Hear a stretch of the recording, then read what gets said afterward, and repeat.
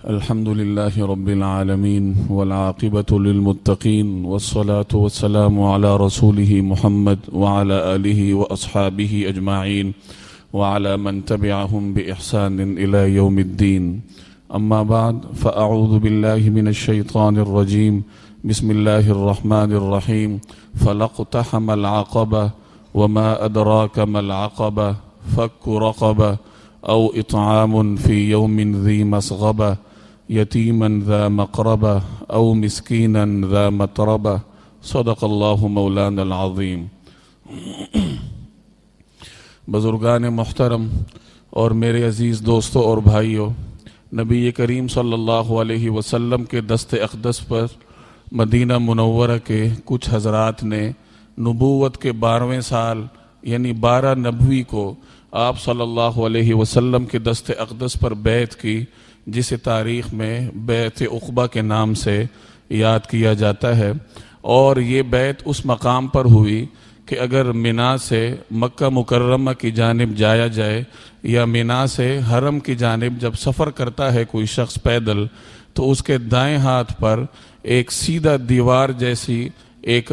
بڑا پہاڑ ہے. اس پہاڑ کے اندر جا کر وہ مقام آتا ہے جہاں نبی کریم صلی اللہ علیہ وسلم نے مدینہ منورہ کے لوگوں سے بیعت لی تھی. اور بیعت اس بات پر تھی کہ ایک تو اسلام کے جو عبادات پر مشتمل احکامات ہیں ان پر عمل کریں گے، اسلام کے عقائد کو تسلیم کریں گے، اور دوسری چیز اس بیعت کا جو بنیادی حصہ تھی وہ یہ تھی کہ جب نبی کریم صلی اللہ علیہ وسلم ہجرت کر کے مدینہ منورہ تشریف لے جائیں گے تو وہاں کے مقامی لوگ حضور صلی اللہ علیہ وسلم اور آپ کے ساتھیوں کا مکمل طور پر دفاع کریں گے.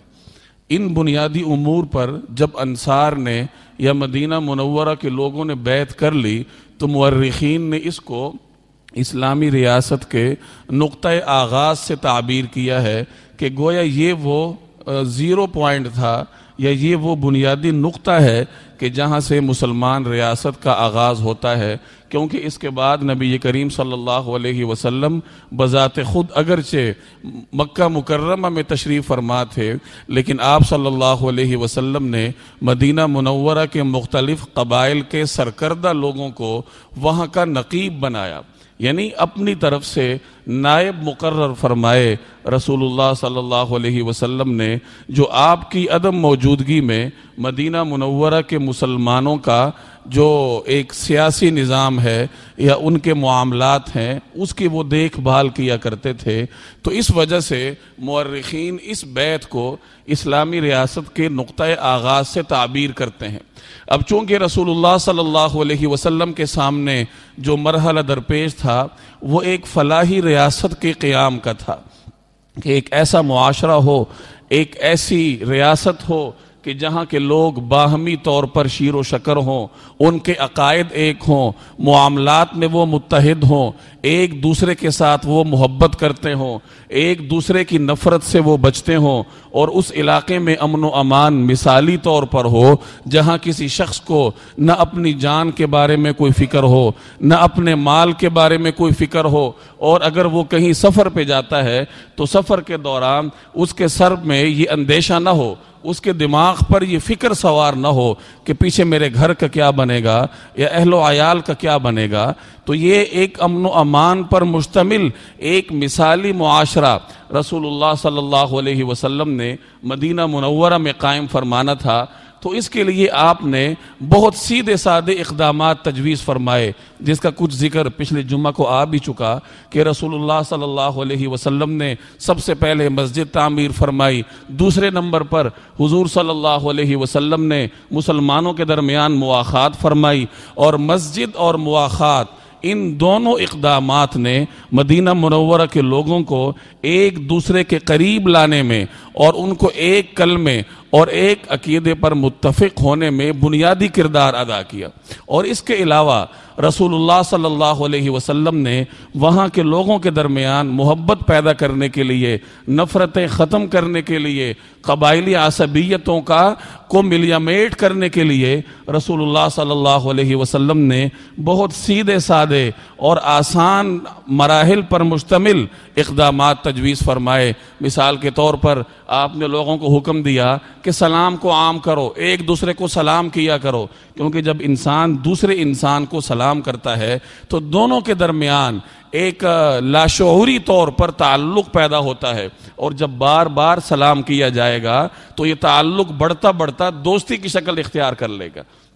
آپ راستے میں جا رہے ہوں، فرض کریں آپ صبح واک کر رہے ہیں کسی پارک میں، اور ایک شخص آپ کو ٹریک پہ ملتا ہے جس کو آپ جانتے نہیں ہیں، آپ اس کو سلام کر کے گزر جاتے ہیں، وہ جواب دے دیتا ہے، اگلے دن پھر وہی شخص آپ کو ملتا ہے، آپ پھر اس کو سلام کرتے ہیں، تو اس طریقے سے ایک تعلق پروان چڑھتا ہے، سلام سے آگے بڑھ کر تعارف تک وہ مرحلہ پہنچتا ہے، اور پھر اس کے بعد ان دونوں کے درمیان ایک برادرانہ تعلقات وجود میں آتے ہیں۔ تو یہ سلام کا بنیادی کردار ہے ایک معاشرے کے درمیان محبت کی تشکیل میں۔ نبی کریم صلی اللہ علیہ وسلم نے مدینہ منورہ جانے کے بعد جو سب سے پہلے احکامات یا ہدایات مسلمانوں کو جاری کی وہ یہی تھیں کہ ایک دوسرے کو سلام کیا کرو، ایک دوسرے کو کھانا کھلایا کرو، ایک دوسرے کا خیال کیا کرو، رشتوں کو توڑا مت کرو، رشتوں کو جوڑا کرو۔ چنانچہ حضرت عبداللہ بن سلام رضی اللہ تعالی عنہ جو اہل یہود کے بہت بڑے عالم تھے، وہ ایک روایت نقل فرماتے ہیں کہ جب نبی کریم صلی اللہ علیہ وسلم مکہ مکرمہ سے ہجرت کر کے مدینہ منورہ تشریف لائے تو لوگ آپ کے پاس جوق در جوق جا رہے تھے۔ اب میں بھی کچھ لوگوں کے ساتھ آپ کی خدمت میں حاضر ہوا تو سب سے پہلا جملہ جو میں نے آپ صلی اللہ علیہ وسلم کی زبان مبارک سے سنا وہ یہی تھا، ایھا الناس افشوا السلام، اے لوگو ایک دوسرے کو سلام کیا کرو، سلام کو عام کرو، وَأَطْعِمُوا الطَّعَامَ، ایک دوسرے کو کھانا کھلایا کرو، وَصِلُوا الْأَرْحَامَ، اور باہمی تعلقات کا خیال کرو، قطع رحمی کا مرتکب مت ہو بلکہ تعلقات نبھانا سیکھو، وَصَلُّوا بِاللَّيْلِ وَالنَّاسُ نِيَامٌ، اور جب لوگ سو رہے ہوں تو اس وقت اپنے رب سے تعلق جوڑنے کے لیے رات کو نوافل پڑھا کرو۔ جب ان بنیادی اور سیدھی سادی چیزوں پر عمل کرو گے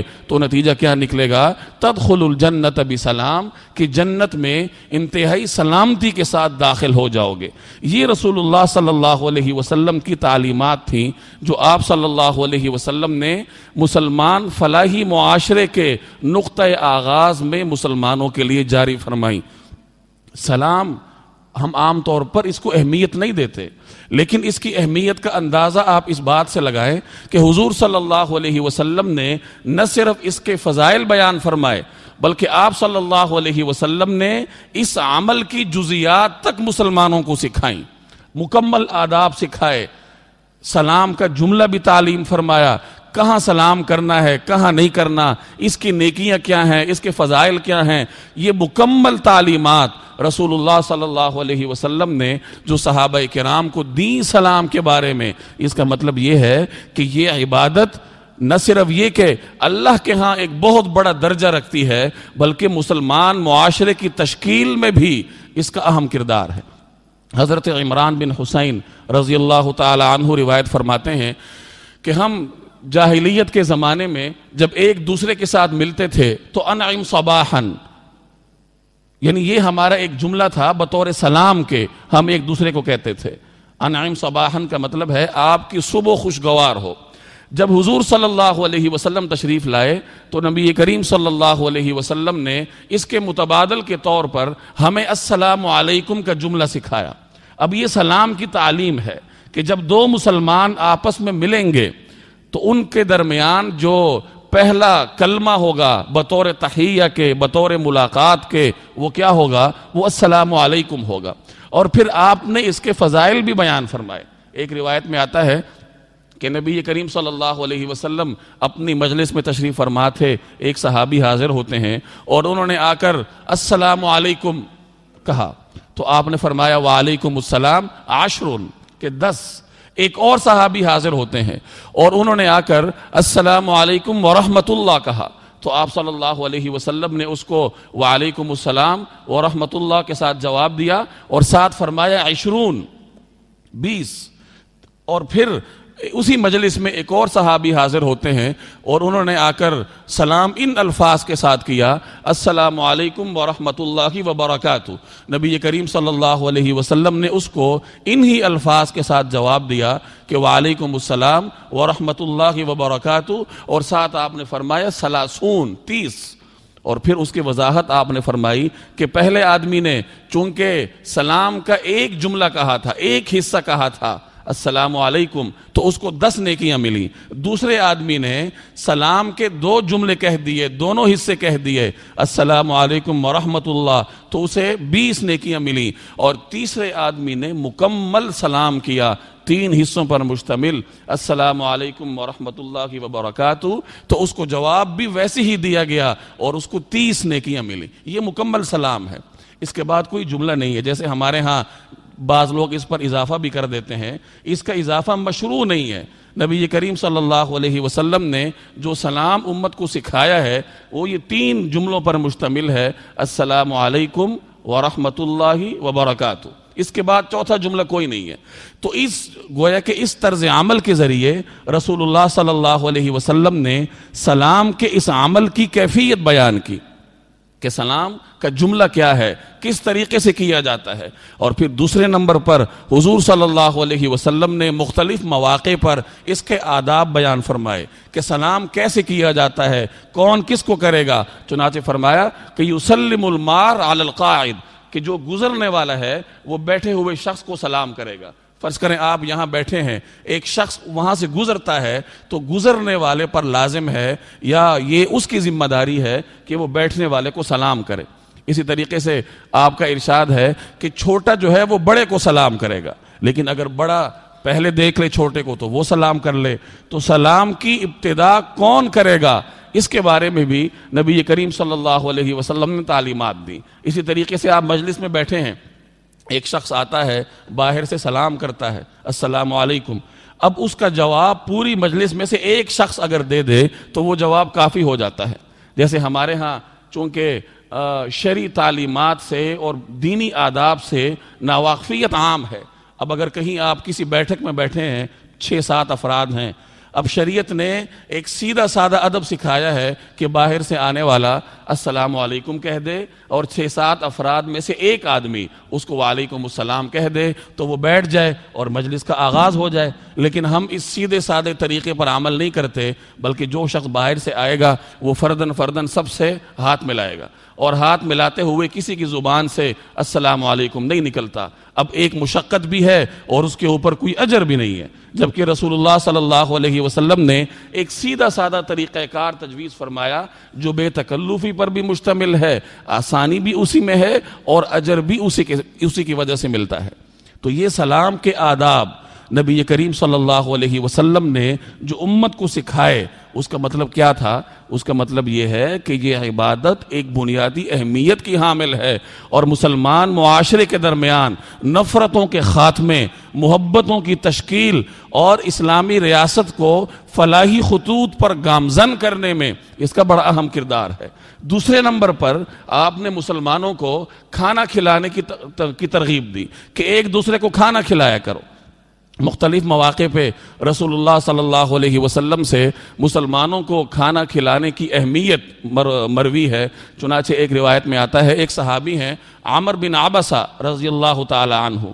یہ مکہ مکرمہ میں جس وقت حضور صلی اللہ علیہ وسلم نے دعوت کا آغاز فرمایا تھا، یہ بالکل آغاز میں مسلمان ہوئے تھے، اور انہوں نے آپ سے پوچھا کہ یا رسول اللہ ای الاسلام خیر، کہ اے اللہ کے رسول اسلام کا کون سا عمل سب سے بہترین ہے یا سب سے پسندیدہ اسلام کا عمل کون سا ہے؟ تو آپ نے اس سے ارشاد فرمایا طیب الکلام وتطعم الطعام، کہ اچھی گفتگو کرنا، اچھی بات چیت کرنا، اچھے الفاظ زبان سے نکالنا، اور دوسرے نمبر پر لوگوں کو کھانا کھلانا۔ گویا کہ اطعام الطعام یہ اسلام کا وہ عمل ہے جس کی ترغیب نبی کریم صلی اللہ علیہ وسلم اپنی دعوت کے آغاز سے فرما رہے، اور مدینہ منورہ تشریف لے جانے کے بعد جب مسلمان معاشرہ تشکیل پا گیا تو پھر آپ نے اس کے مزید فضائل بیان فرمائے۔ مسند احمد بن حنبل کی روایت ہے کہ نبی کریم صلی اللہ علیہ وسلم فرماتے ہیں تم میں سب سے بہترین انسان وہ ہے جو دوسروں کو کھانا کھلائے،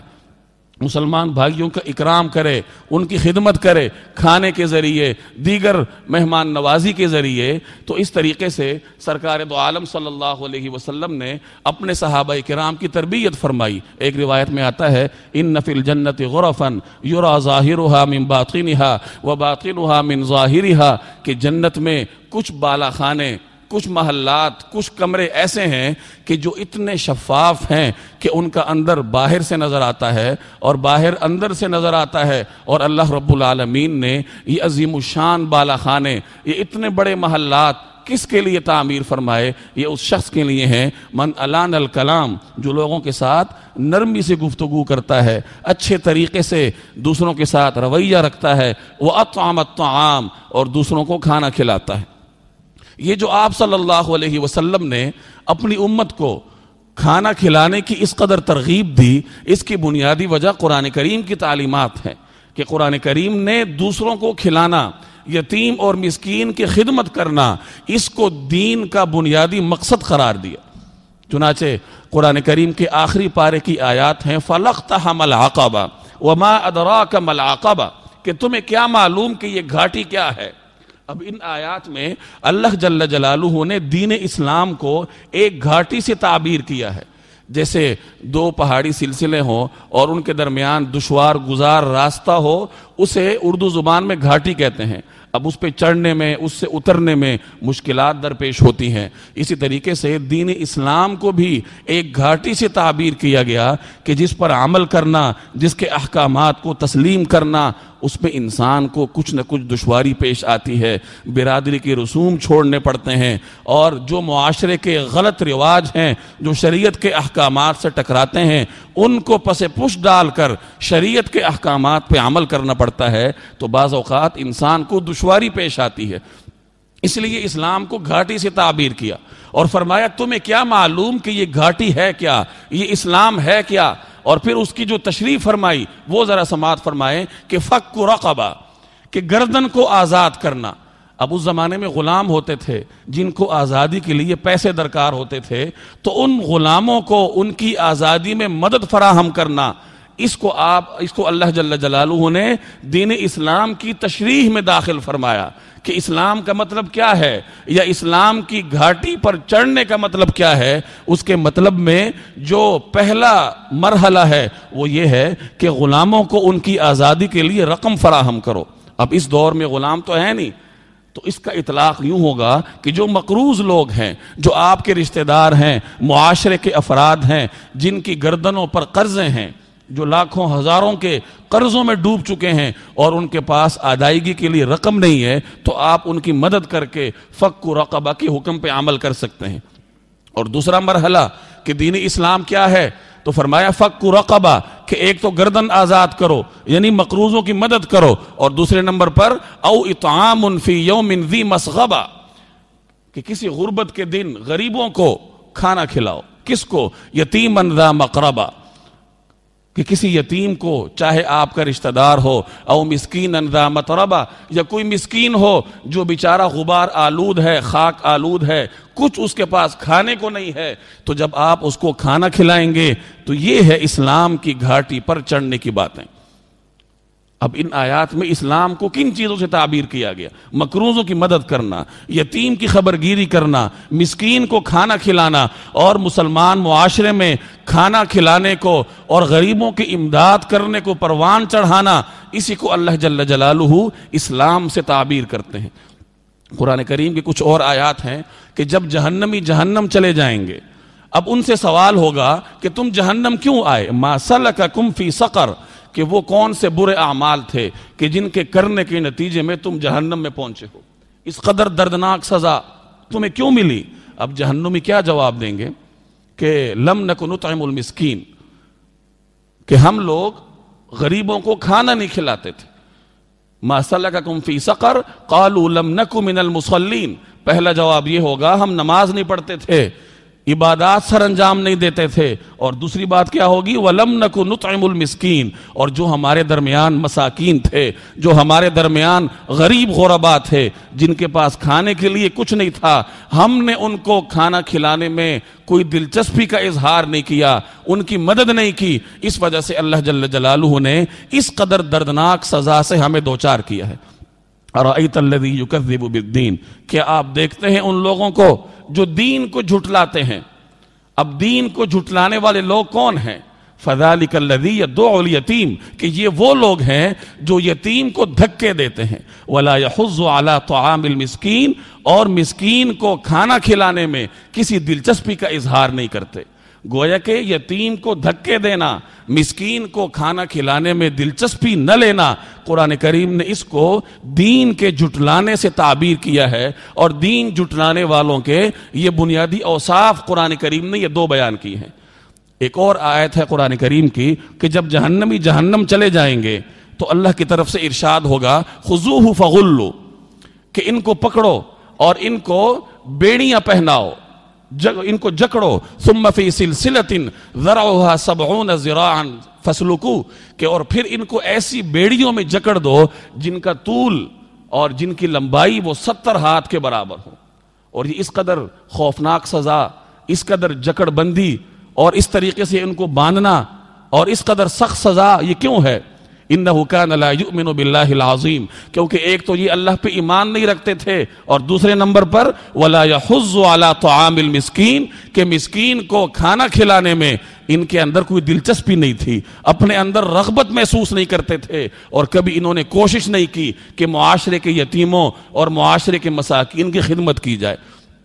تو جیسے میں نے عرض کیا کہ نبی کریم صلی اللہ علیہ وسلم نے ریاست مدینہ کے آغاز میں مسلمانوں کو ایک دوسرے کو کھانا کھلانے کی جو ترغیب دی، جو ہدایات دی، ان ہدایات کے پیچھے در حقیقت اللہ جل جلالہ کے یہ احکامات کار فرما تھے، اور دین کا یہ بنیادی فلسفہ کار فرما تھا۔ یہ اقدامات تھے رسول اللہ صلی اللہ علیہ وسلم کے، جن کے ذریعے آپ علیہ الصلوات والتسلیمات نے مدینہ منورہ کی ریاست کو فلاحی اور رفاہی سمتوں میں گامزن کیا۔ آپ نے مسلمانوں کو حکم دیا المسلم من سلم المسلمون من لسانہ ویدی، کہ مسلمان وہ ہے جو دوسرے مسلمان کو اپنے ہاتھ اور پاؤں کے ہر قسم کی تکلیف سے محفوظ رکھتا ہے۔ آپ نے مسلمانوں کو حکم دیا من کان یؤمن باللہ والیوم الآخر فلا یؤذی جارہ، کہ ہر وہ شخص جو اللہ پہ اور یوم آخرت پہ ایمان رکھتا ہے اس پر لازم ہے کہ وہ اپنے پڑوسی کو تکلیف نہ دے۔ آپ نے حکم دیا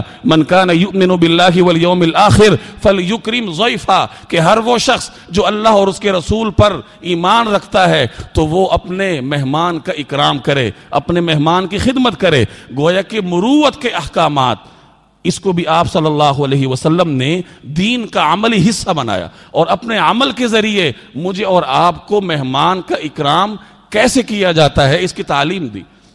ہمارے درمیان ایک عجیب و غریب رسومات ہیں، چونکہ دین سے ہم واقف نہیں ہیں۔ یاد رکھیے دین ایک فطرت دین ہے، وہ آپ پر بوجھ نہیں ڈالتا۔ ہم لوگ یا تو مہمان کو پوچھیں گے نہیں، ہمارے اپنی ترجیحات ہیں